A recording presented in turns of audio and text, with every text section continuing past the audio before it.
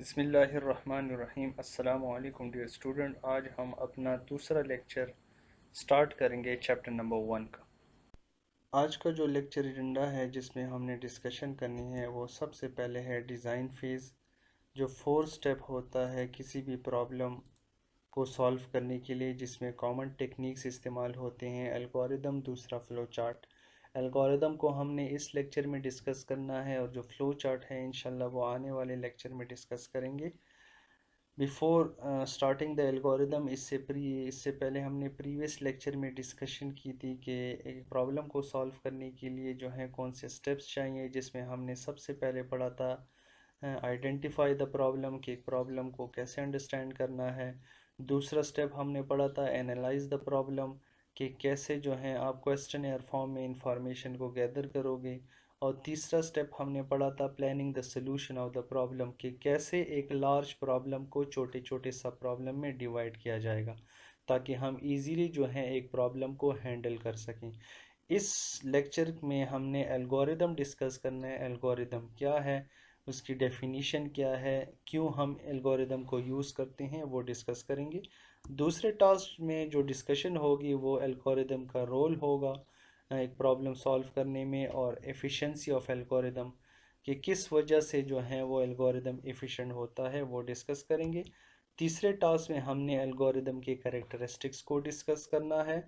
और जो इस लेक्चर का आखिरी एजेंडा होगा 4 टास्क, जिसके अंदर हमने मुख्तलिफ एग्जांपल्स जो हैं एल्गोरिदम के सीखने हैं, उसकी प्रैक्टिस करनी है कि कैसे एल्गोरिदम को बनाया जाता है, किस किन स्टेप्स में जो है हम एल्गोरिदम को तकसीम करेंगे।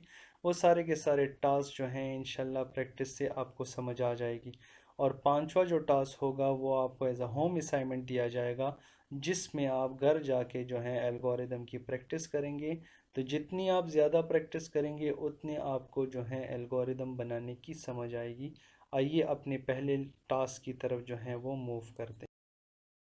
एल्गोरिदम क्या है?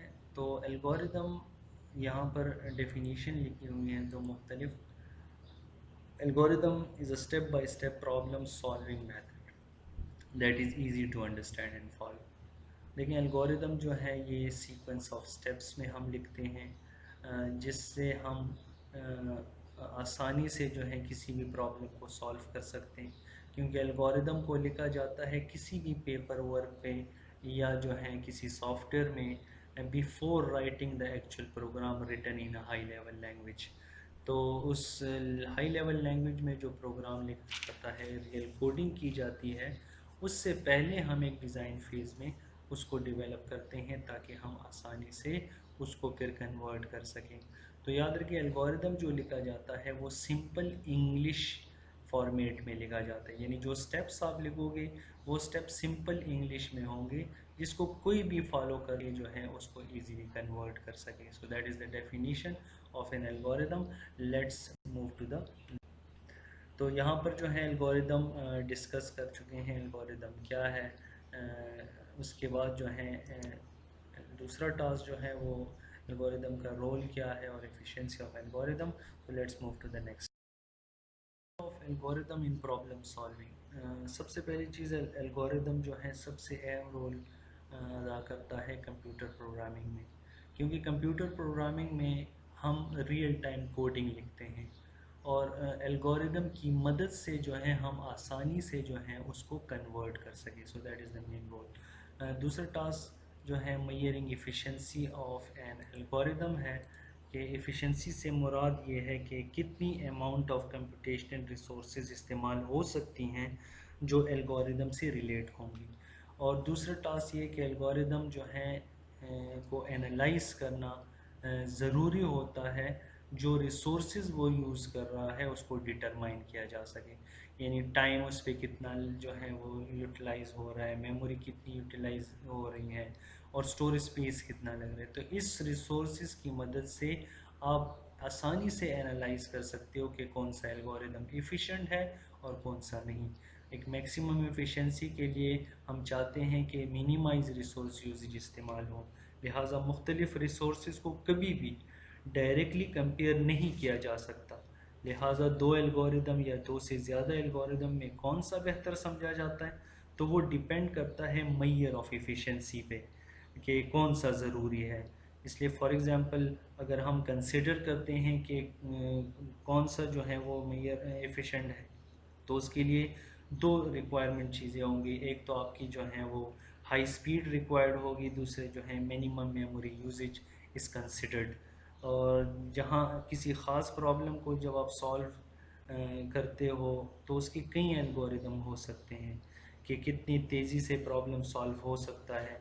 तो ये डिपेंड करता है एफिशिएंट एल्गोरिदम पे। तो जब भी आप किसी भी एफिशिएंट एल्गोरिदम को कंपेयर करोगे तो उसको सबसे पहले एनालाइज करना ज़रूरी होता है, ताकि हम एल्गोरिदम को जब कंपेयर करें और उससे नतीजा निकालें तो उसमें हमें पता हो कि कौन सा एल्गोरिदम एफिशिएंट है और कौन सा नहीं। आइए नेक्स्ट स्लाइड टास्क की तरफ चलते हैं। तीसरा टास्क जो है वो है करेक्टरिस्टिक्स ऑफ एल्गोरिदम। तो मूव करते हैं करेक्टरिस्टिक्स ऑफ एल्गोरिदम की तरफ।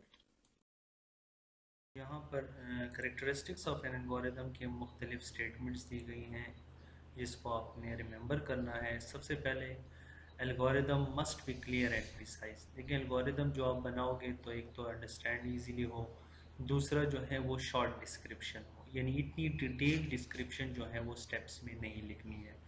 दूसरा स्टेट टास्क ये है कि एल्गोरिदम जो है ये फाइनाइट नंबर ऑफ स्टेप्स तक होना चाहिए, इनफाइनाइट नहीं होना चाहिए, यानी ख़ास लिमिट होनी चाहिए, चाहे 1 से लेके आप 100 स्टेप लिख रहे हो या 1 से लेके 1000 स्टेप लिख रहे हो। तीसरा टास्क ये कि algorithm can not be executed infinitely. जो है कभी भी एल्गोरिदम जो है ये इनफाइनाइटली नहीं चलेगा। और फोर्थ टास्क ये कि जो एल्गोरिदम आप बनाओगे वो सिंपल इंग्लिश में होना चाहिए, ठीक है, ताकि यूज़र जो है वो इजीली अंडरस्टैंड कर सके और उस प्रॉब्लम को सॉल्व कर सके। और पांचवा स्टेप ये है कि जो इनपुट आप अप्लाई करोगे एल्गोरिदम पे उससे आप आउटपुट जो है वो डिराइव कर सको। तो ये टास्क जो है आपने रिमेंबर करने हैं ताकि जहन में हो, उसके मुताबिक जो है हम एल्गोरिदम को डिज़ाइन कर सकें। Let's move to the next task. जो फोर्थ टास्क है, जो इस लेक्चर का आखिरी एजेंडा है, जिसमें हमने various examples of algorithm practice करनी है ताकि आपको एल्गोरिदम बनाने का, उसको डेवलप करने की समझ आ जाए। और फिर पांचवें टास्क में आप एज अ होम असाइनमेंट आपको दिया जाएगा ताकि आप प्रैक्टिस करके जो है उस एल्गोरिदम को सीख सकें। तो आइए फोर्थ टास्क की तरफ चलते हैं। सबसे पहले प्रॉब्लम आपको दी गई है जिसमें आपने सम, प्रोडक्ट, एवरेज 5 गिवन नंबर्स के फाइंड करने हैं। तो देखिए यहाँ पर आपने प्लानिंग कैसे करनी है कि आपने इनपुट क्या लेना है, प्रोसेसिंग क्या होगी, रिक्वायर्ड आउटपुट क्या होगी। तो देखिए इनपुट आपको ऑलरेडी दिया गया है कि वो है 5, तो हम 5 गिवन नंबर को एज ए इनपुट लेंगे। फिर उसके बाद जो है हम प्रोसेसिंग करेंगे, तो सम मीन्स एडिशन, एडिशन कैलकुलेशन होगी। उसके बाद प्रोडक्ट मीन्स मल्टीप्लिकेशन की कैलकुलेशन होगी, और average division of a number, यानी जो सम के जो रिजल्ट आएगा उसको आप 5 पे डिवाइड कर दोगे तो आपके पास एवरेज आ जाएगी। रिक्वायर्ड आउटपुट क्या होगा कि हमने ये वैल्यूज़ फाइंड करनी है, sum, products and average of 5 numbers, तो ये उसका रिक्वायर्ड आउटपुट हो जाएगा। So that is the planning. अब एल्गोरिदम की तरफ आते हैं। उसमें सबसे पहले एल्गोरिदम को हमेशा स्टेप्स में लिखना पड़ता है, वो ऑलरेडी मैं बता चुका हूँ।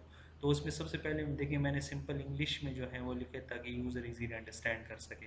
तो उसके लिए सबसे पहले स्टार्ट हमने एज ए इनपुट वैल्यू लेनी है, तो let the 5 numbers be a is equal to 2, b is equal to 5, c is equal to 8, d is equal to 4 and e is equal to 12। Her value को assign किया है किसी variable में। तो variable एक नाम होता है जिसको आप कोई भी नाम जो है वो रख सकते हैं, चाहे आप एक्स वाई जेड रखें, चाहे ए बी सी रखें, आपकी मर्जी। उसके बाद जो है स्टेप नंबर 2 में हमने क्या करना है, सिंपल एडिशन करनी है, तो फाइंड द सम। तो मैंने उसके लिए एक वेरिएबल नाम रखा ऐड। तो ऐड क्या करेगा, उन 5 वेरिएबल्स जिसमें वो वैल्यू स्टोर्ड हैं वो आके इधर कॉल कर लूँगा, तो वो वैल्यूज़ ऑटोमेटिकली वहाँ पर आ जाएंगी, वो कैलकुलेट करके जो टोटल होगी वो ऐड में स्टोर कर देगा, तो वो जो है ऐड की वैल्यू आ जाएगी। स्टेप नंबर 3 में find the product. P R O D, उसके लिए मैंने एक वेरिएबल नाम रखा, आप पी आर ओ लिख दें या जस्ट पी लिख दें, वो आप पे डिपेंड करता है आप उसको कैसे लिखते हैं। तो पी आर ओ डी जो है उस प्रोडक्ट के फाइंड करने के लिए मैंने एक वेरिएबल नाम रखा। और मैंने उसी वेरिएबल्स को कॉल किया जिसमें वो वैल्यू असाइन हो जाएंगी, वो मल्टीप्लाई हो जाएंगी, उससे जो टोटल रिजल्ट आएगा वो प्रोडक्ट में स्टोर हो जाएगा। स्टेप नंबर 4 में फिर हमने एवरेज फाइंड करने, तो उस एवरेज के लिए मैंने उसका नाम रखा AVG। तो AVG क्या करेगा कि जो टोटल ऐड हो चुकी हैं वैल्यूज़, उस ऐड को मैंने कॉल किया है, ऐड की जो वैल्यू आएगी वो 5 पे डिवाइड कर दोगे, उससे जो रिजल्ट आएगा उससे एवरेज फाइंड हो जाएगा। स्टेप नंबर 5 में जब ये सारी कैलकुलेशन हो जाएंगी, अब मैंने आउटपुट प्रिंट करना है। तो आउटपुट किस चीज़ का प्रिंट करना है? सम का प्रिंट करना है। तो वो मैंने ऐड चूंकि लिखा हुआ है तो मैं ऐड ही को कॉल करूँगा। प्रोडक्ट्स के लिए मैंने PROD जो है वो यूज़ किया, तो मैं उसको कॉल कर दूंगा। एवरेज की कैलकुलेशन के लिए मैंने AVG लिखा हुआ है, तो एवरेज को कॉल करूँगा। याद रखिए, जब आप रियल टाइम प्रोग्रामिंग कोड लिखेंगे किसी प्रोग्रामिंग लैंग्वेज में, तो जो वेरिएबल आपने चूज़ किए होंगे उसी वेरिएबल को कॉल करके रिजल्ट कैलकुलेट करना है। तो इसलिए मैंने वही आपके लिए समझाने के लिए जो है वही वेरिएबल यूज़ किए ताकि आपको समझ आ जाए। और स्टेप नंबर 6 में प्रोग्राम को स्टॉप कर देंगे। तो इसी तरह जो है वो सारे सम, प्रोडक्ट और एवरेज 5 नंबर्स की कैलकुलेट करके आपको रिजल्ट दे देगा। Let's move to the next example. यहाँ पर प्रॉब्लम नंबर 2 जो आपकी बुक में मेंशन है वो है find the largest of 3 unequal numbers. देखिए, 3 मुख्तलिफ नंबर देने जो सेम ना हो, तो उसके लिए आपने प्लानिंग करनी है और लार्जेस्ट उसमें से अनइक्वल नंबर्स में से फाइंड करना है। तो सबसे पहले प्लानिंग क्या होगी कि मुझे as a input 3 different numbers लेने होंगे अनइक्वल, जो बराबर ना हो। ये इनपुट हो जाएगा। प्रोसेसिंग क्या होगी कि भाई इन तीनों नंबर्स में मैंने लार्जेस्ट फाइंड करना है, तो मीन्स मैंने कंपैरिजन करनी है, फ़र्क बताना है उनके अंदर, उनके जो जो वैल्यूज़ मैं डिफ़ाइन करूँगा। तो हर नंबर्स की कंपैरिजन होगी 1 बाय 1, उसमें से जो बड़ी होगी वो आउटपुट पे जो है वो प्रिंट होगी। ठीक है, तो वो लार्जेस्ट ऑफ 3 नंबर्स की जो आउटपुट होगी वो सामने डिस्प्ले हो जाएगी। सो that is the planning the solution. अब आते हैं उसका एल्गोरिदम कैसे होगा। तो स्टेप नंबर 1 में आपने स्टार्ट द प्रॉब्लम जो है वो स्टार्ट कर देना है। Let the 3 numbers be, A is equal to 10, B is equal to 20, C is equal to 30। मैंने 3 मुख्तलिफ नंबर्स के लिए वेरिएबल्स जो हैं वो चूज़ किए। 10 assign to A, 20 assign to B and 30 assign to C. 3 different numbers ले लिया। अब मैं क्या करूँगा, दूसरा स्टेप क्या है कि आपने लार्जेस्ट ए को चेक करना है और इसका कि क्या ए लार्जेस्ट नंबर है, तो उसकी कंपैरिजन करनी है। अब कंपैरिजन किस से करनी है भाई? ए की कंपैरिजन बी से करेंगे, ए की कंपैरिजन सी से करेंगे। तो उसके लिए कंडीशन मैंने यहाँ मेंशन की उसी स्टेप 2 में, चूँकि उससे पहले ये मैंने इंग्लिश में सिंपल आपके बुक में लिखा हुआ है तो मैंने वो चीज़ जो है वो कोट की है। If A is greater than B and A is greater than C, ये कंडीशन है, लॉजिकल स्टेटमेंट कंडीशन इसको कहा जाता है। एंड जो है ये ऑपरेटर है कि अगर ये दोनों ट्रू होंगे तो तब जो है लार्जेस्ट ए प्रिंट किया जाएगा। लेकिन अगर इसमें से कंडीशन में से एक भी फॉल्स हो जाए तो ये लार्जेस्ट ए की तरफ नहीं आएगा, बल्कि मैंने आपको स्टार्ट में, अगर आप लेक्चर नंबर 1 में जाएं तो वहाँ पर चैप्टर नंबर 4 में मैंने कंडीशनल स्ट्रक्चर आपको बताया था कि क्या होता है कि जब कंडीशन जो है ट्रू होगी तो वो ट्रू कंडीशन स्टेटमेंट की तरफ जाएगा, और अगर ये कंडीशन फॉल्स हो जाए तो वो अदरवाइज यानी फॉल्स की तरफ जो है आके गो टू स्टेप 4 की तरफ चला जाएगा। तो अब यहाँ पर देखें, क्या 10 जो है वो 20 से बड़ा है 20, यस ट्रू, फॉल्स है ये। एंड 20 जो है वो 30 से बड़ा है, फॉल्स है। तो देखें ये दोनों कंडीशन फॉल्स हो गए, तो जब फॉल्स हो गए तो वो लार्जेस्ट ए की तरफ नहीं आएगा, ट्रू स्टेटमेंट की तरफ, बल्कि वो अदरवाइज जो फॉल्स पार्ट है उसमें आके गो टू स्टेप 4 की तरफ चला जाएगा। अब गो टू स्टेप 4 कहाँ पर है? तो ये जहाँ से जंप करके स्टेप 3 को स्किप करके स्टेप नंबर 4 पे आ जाएगा। ठीक है, और उसके बाद जो है बी कंडीशन चेक करेगा, क्या बी लार्जेस्ट नंबर है, तो वहाँ फिर मैंने कंडीशन, तो ये यही बी जो है वो ए के साथ भी कंपेयर होगा, यही बी सी के साथ भी कंपेयर्ड होगा। तो B is greater than A, B is greater than C, then अगर ये ट्रू हो तो बी की जो वैल्यू होगी वो लार्जेस्ट के वेरिएबल में स्टोर कर दो, अदरवाइज गो टू स्टेप 6 चले जाओ। तो यहाँ पर कंडीशन चेक करते हैं, क्या 20 जो है वो 10 से बड़ा है? बिल्कुल ट्रू है। तो यहाँ पर ये कंडीशन ट्रू हो गई। एंड के बाद जो है फिर एक और कंडीशन आ गई, बी इज़ ग्रेटर देन सी। क्या 20 जो है वो 30 से बड़ा है, वो तो फॉल्स हो गया। तो याद रखिए एंड जब आप यूज़ करते हो तो दोनों कंडीशन का ट्रू होना ज़रूरी है। अगर इस कंडीशन में से एक भी जो है वो फॉल्स हो जाए तो कंडीशन फॉल्स हो जाती है। तो चूंकि ये कंडीशन फॉल्स हो जाएगी तो लार्जेस्ट बी की तरफ नहीं आएगा, बल्कि डायरेक्ट जंप करके अदरवाइज पे आके गो टू स्टेप 6 की तरफ जो है वो मूव कर लेगा, तो स्टेप 5 स्किप कर देगा। स्टेप नंबर 6 में आएगा तो लार्जेस्ट इज इक्वल टू सी कर देगा, 30 वो लार्जेस्ट में स्टोर कर देगा। यहाँ पर मैंने तीसरी मरतबा कंडीशन इसलिए नहीं लिखी क्योंकि जब ये दोनों ए और बी कंडीशन फॉल्स हो जाएंगी तो ऑटोमेटिकली वो सी ही बड़ी वैल्यू होगी, इसलिए वहाँ पर फिर दोबारा कंडीशन लिखने की ज़रूरत नहीं होती है। वहाँ पर डायरेक्ट फिर आप बता सकते हो कि जो सी की वैल्यू है वो लार्जेस्ट है, क्योंकि हम वैल्यू तो ऑलरेडी दे चुके हैं। तो 30 आके लार्जेस्ट में स्टोर हो जाएगा और उसके बाद सीक्वेंस ऑफ स्टेप्स में स्टेप नंबर 7 पे आ जाएगा और आउटपुट लार्जेस्ट में यानी सी की वैल्यू को प्रिंट कर देगा 30, और फिर स्टेप नंबर 8 में प्रोग्राम को स्टॉप कर देगा। उम्मीद है कि आपको ये समझ आ चुका होगा। आइए नेक्स्ट प्रॉब्लम। प्रॉब्लम नंबर 4 में हमने वॉल्यूम ऑफ क्यूब को फाइंड करना है, जिसके लिए प्लानिंग ऑफ सॉल्यूशन जो है यहाँ पर मेंशन है। सबसे पहले इनपुट लेंगे length of side of cube, यानी क्यूब के लिए हम एक साइड जो है वो फाइंड कर लेंगे, तो ऑटोमेटिकली जो है वो फिर 3 साइड को फाइंड करने के लिए हम उसका क्यूब ले लेंगे प्रोसेसिंग में, जो raise to the power of 3 होगा। तो उससे जो है वो वॉल्यूम ऑफ क्यूब जो है वो रिक्वायर्ड आउटपुट में फाइंड हो जाएगा। एल्गोरिदम की तरफ आते हैं तो सबसे पहले स्टेप में स्टार्ट करेंगे हम, फिर इनपुट से जो है वो एक साइड लेंथ की वैल्यू ले लेंगे जो एल बी 12, यानी 12 इज़ असाइन टू एल। उसके बाद स्टेप नंबर 2 में हम क्या करेंगे, कैलकुलेशन करेंगे वॉल्यूम की, जिसको हमने एक वेरिएबल नाम जो है वो वी यहाँ मेंशन किया है। तो v is equal to L power 3। तो l इज़ द लेंथ, जिसको raise to the power of 3 से कैलकुलेट करके जो है वो उसकी वैल्यू जो है वो वॉल्यूम ऑफ क्यूब में स्टोर कर देंगे, और फिर स्टेप नंबर 3 में हम उस वॉल्यूम को प्रिंट कर देंगे, जिससे वॉल्यूम ऑफ क्यूब जो है वो प्रिंट हो जाएगी और हम प्रोग्राम को फिर स्टेप नंबर 4 में स्टॉप कर देंगे। आइए नेक्स्ट एग्जांपल की तरफ चलते हैं। नंबर 5 को में जो है हमें दिया गया है एरिया ऑफ ट्राइंगल, तो जिसमें हमने लेंथ ऑफ हाइट और बेस को जो है एज अ इनपुट लेना है ताकि हम कैलकुलेट कर सकें एरिया ऑफ ट्राइंगल को। तो उसके लिए प्लानिंग करनी है, तो सबसे पहले इनपुट हम दो लेंगे, एक हाइट ले लेंगे, उसके लिए एक वेरिएबल डिफ़ाइन कर लेंगे, और बेस जो है उसके लिए एक वेरिएबल डिफ़ाइन कर लेंगे। प्रोसेसिंग में हम क्या करेंगे, उसको मल्टीप्लाई करेंगे हाइट को बेस के साथ और फिर डिवाइडेड बाई 2 कर देंगे, तो प्रोसेस करके जो रिज़ल्ट आएगा उससे एरिया ऑफ ट्राइंगल फाइंड हो जाएगा। आइए एल्गोरिदम की तरफ चलते हैं। तो सबसे पहले स्टेप देखें, स्टेप नंबर 1 स्टार्ट।